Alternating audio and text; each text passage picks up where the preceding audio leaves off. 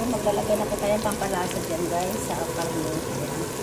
Para manuot po yung lasa dyan sa karne guys. Lagay din po tayo ng durog na paminta. Ayan.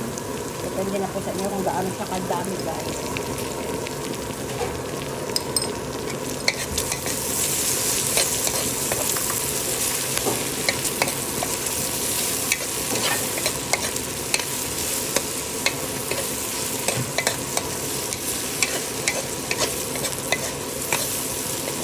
Paano po natin, golden brown pa natin yung ano natin guys, yung para maging crispy yung ating sahog guys sa okra.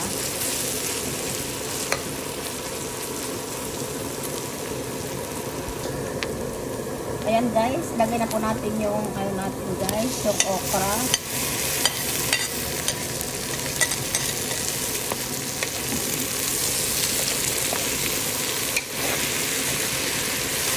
Yan, ginayat lang po natin siya ng ganyang kaliliit lang po guys. Ayan.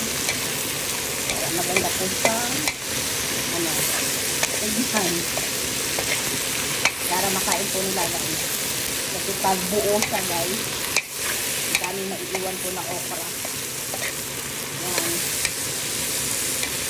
Mabilisan lang po to guys. Tapos lagay tayo ng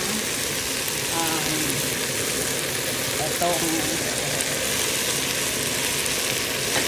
soyo. So, ilagay tayo ng konting soy lang po guys. Ayan.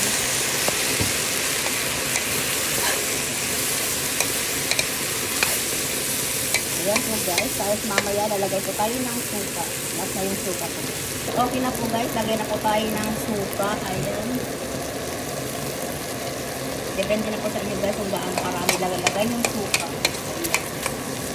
Yan, ganyan na po guys. Hindi na po yan mahalos. Ganyan naman po siya guys. Lutuin lang po natin saglit yung suka po guys. Ayan.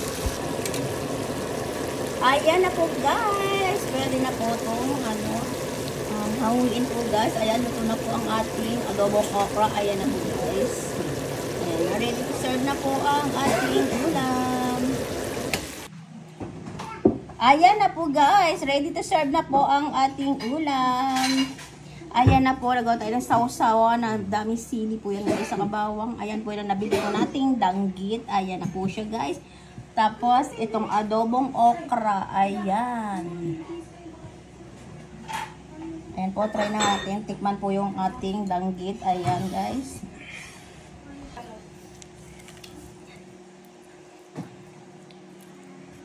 Ayan po guys, ang sarap po ng ano, danggit. Crunchy po siya guys. Ayan po guys, thank you guys for watching. Ayan.